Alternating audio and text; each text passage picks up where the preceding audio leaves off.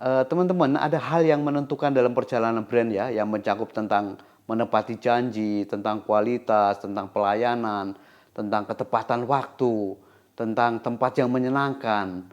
Cabangnya tentu harus dekat dengan segmen-segmen kita. Dan tentu masih banyak hal lain yang menyangkut tentang reputasi. Semua itu merupakan nilai yang akan diperoleh konsumen dan merupakan nilai yang dihargai lewat pengalaman yang diberikan oleh brand itu sendiri.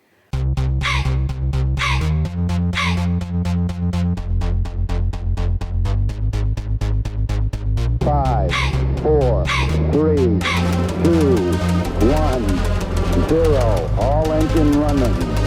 Liftoff. We have a liftoff.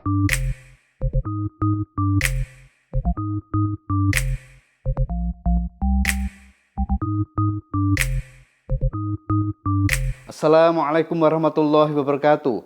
Halo teman-teman semua. Ayo temukan brand Magic Touchpoint Anda sebagai kunci rahasia kemenangan untuk brand ataupun personal Anda. Teman-teman, kali ini kita akan bicara bagaimana brand dibangun. Brand seperti halnya manusia. Dan brand dibangun lewat hubungan dengan manusia lain, yaitu dengan konsumen, dengan target sasaran yang sudah mengerucut atau yang sudah niche sehingga brand jelas kemana tujuan dan sasarannya. Membangun brand adalah mengelola sepanjang waktu secara konsisten dan fokus pada satu nilai. Satu nilai yang bisa menjadi magic touch point untuk brand Anda.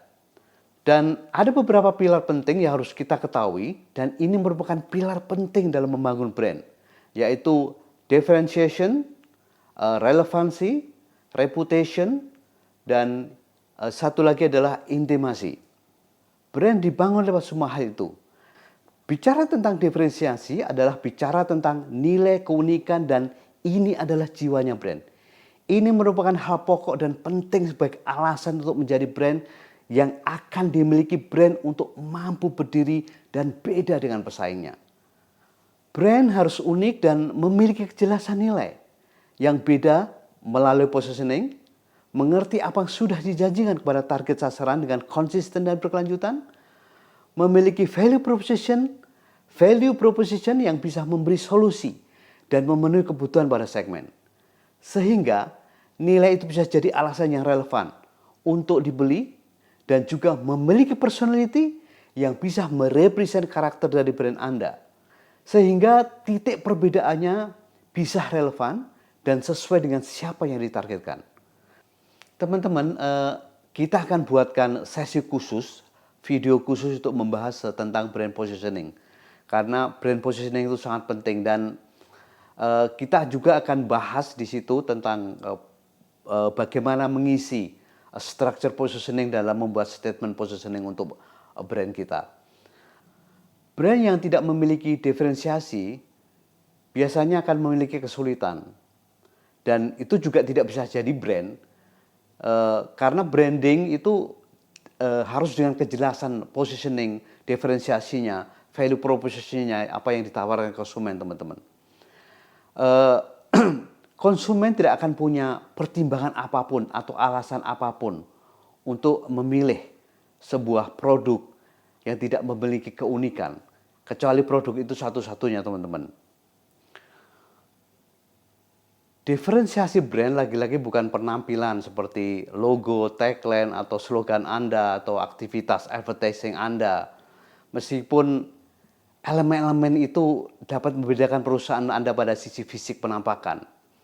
Tapi semua itu tidak membedakan nilai dari pesaing Anda. Karena diferensiasi merek berfokus pada apa yang Anda tawarkan. Sehingga nilai beda itu benar-benar bisa dirasakan dan memberikan pengalaman dalam membentuk brand Anda. Tetapi diferensiasi saja juga tidak cukup untuk kesuksesan jangka panjang. Karena dalam situasi yang sangat kompetitif ataupun situasi yang unpredictable, bisa-bisa ada brand yang bisa mendisrupt sehingga bisa menjadikan brand kita irrelevant. Tentu hal ini akan merugikan, teman-teman. Nah, maka dari itu brand harus relevan. Brand secara fungsi harus dan sesuai dengan kehidupan masyarakat. Dan semua hal tentang brand harus mengacu kepada kepentingan nyata atau actual bagi segmentasinya. Karena tanpa relevansi maka brand atau produk tidak akan dibutuhkan oleh masyarakatnya. Brand dengan diferensiasi dan relevansi yang kuat, dia akan memimpin di dalam kategorinya. Dan orang akan membayar dengan senang berapapun harganya. Teman-teman, brand tidak akan dibeli kalau tidak relevan. Dan dalam perjalanan sebuah brand, bisa saja brand Anda tidak relevan karena ada yang mendisrupt. Salah satu di antara bentuk disruption secara teori itu diciptakan oleh seorang yang bernama Clayton Christensen, kalau nggak salah ya, Clayton Christensen, seorang profesor di Harvard Business School. Dia adalah seorang akademisi dan konsultan bisnis Amerika yang mengembangkan teori disruption ini. Dia mengungkapkan terdapat dua jenis inovasi disruption, yaitu low end dan new market disruption. Low end disruption adalah ketika perusahaan menggunakan model bisnis dan menawarkan produk dengan harga lebih rendah dengan kinerja yang dapat diterima, sehingga berpotensi untuk mengklaim segmen pasar atau mengakuisisi pelanggan pesaingnya. A new market disruption yaitu ketika perusahaan menciptakan segmen baru di pasar yang sudah ada dengan versi biaya yang lebih rendah atau harganya lebih murah. Ada contoh lain bentuk disruption yang masih kita ingat nih dari sisi teknologi telepon pintar. Dulu HP cuma bisa telepon, lalu muncullah teknologi SMS, dan pada saat internet berkembang, HP berbasis telepon dan SMS sudah nggak relevan lagi karena diganti dengan personal phone yang lebih advance. Bukan hanya telepon, bahkan SMS bisa di-cover dengan chat di sana. Dan inovasi terus berjalan, mendisrupt. Muncullah smartphone yang bukan sekedar fungsinya untuk nelpon, chatting, atau hal-hal sifatnya untuk hiburan. Tapi smartphone bisa mendisrupt perusahaan-perusahaan lain. Beberapa perusahaan raksasa yang tidak ada hubungannya langsung dengan smartphone, teman-teman. Dengan apps dan feature membuat perusahaan-perusahaan bertumbangan. Seperti perusahaan kamera berbasis film ya, dan juga film itu sendiri, perusahaan transport, percetakan, magazine, newspaper, dan masih banyak bisnis lain yang tumbang karena munculnya sebuah brand yang berbasis teknologi ini. Artinya bahwa disruption akan bisa muncul tiba-tiba dan kita tidak tahu bahwa brand itu adalah sebuah ancaman. Jadi teman-teman, relevansi adalah hal yang mutlak dan harus terus dievaluasi untuk mempertahankan sebuah brand. Nah, setelah relevansi tentu brand harus dibangun dengan reputasi, teman-teman. Karena tanpa reputasi tentu brand tidak akan memiliki nilai di mata konsumennya. Jadi brand dibangun dengan reputasi.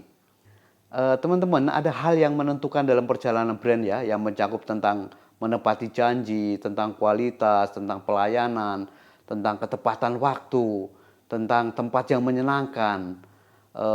Ada juga ada pada saat dibutuhkan.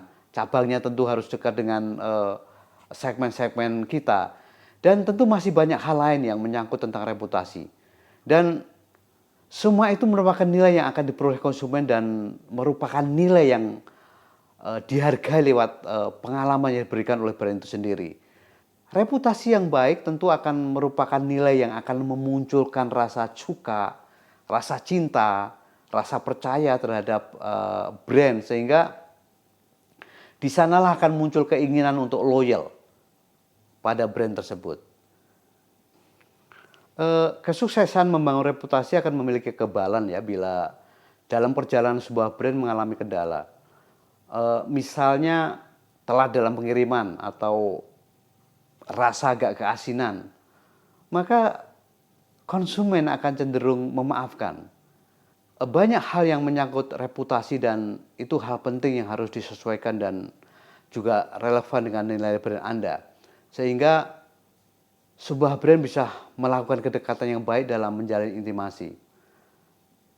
Semakin konsumen paham dan kenal tentang nilai brand Anda, maka konsumen akan akrab dengan brand Anda.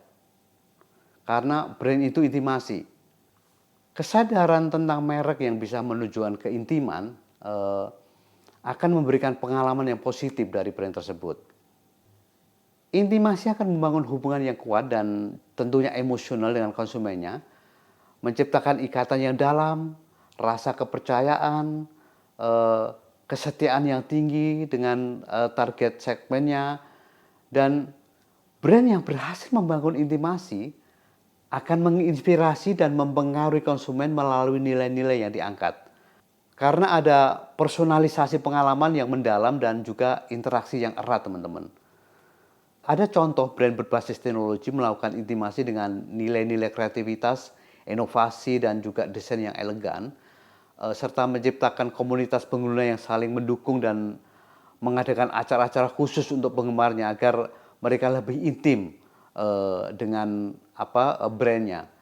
Ada juga misalnya sebuah kafe yang melakukan intimasi dengan atmosfer yang nyaman dan ramah dengan pelanggan, teman-teman. Nah, secara singkat bahwa intimasi menciptakan hubungan yang lebih dari sekedar transaksional atau sesuatu yang bersifat komersial, teman-teman. Dalam hal ini, brand mencoba untuk memahami konsumen secara mendalam dan mencoba berinteraksi dengan mereka melalui nilai-nilai itu sendiri. Melalui pengalaman untuk membangun keintiman ya. Dari keintiman itu tentunya ada pengalaman di sana. Dan pengalaman sendiri itu bisa menciptakan keintiman. Jadi teman-teman semua, brand dibangun dengan semua pengalaman itu. Dimulai dari diferensiasi, relevansi, reputasi, dan yang terakhir adalah intimasi. Di mana di situ akan terbangun sebuah brand yang kuat. Dan dari 4 hal tersebut, kita bisa menempatkan yang kita sebut magic touch point brand yang bisa membuat customer loyal dan membuat brand menjadi besar, teman-teman. Baiklah teman-teman semua, ayo temukan brand magic touch point Anda sehingga menjadikan the secret to winning untuk brand Anda ataupun untuk Anda sendiri. Jangan lupa untuk subscribe, share, juga komen, juga pencet notification supaya bisa mendapatkan notifikasi dari pemahaman branding selanjutnya. Terima kasih, sampai jumpa. Assalamualaikum warahmatullahi wabarakatuh.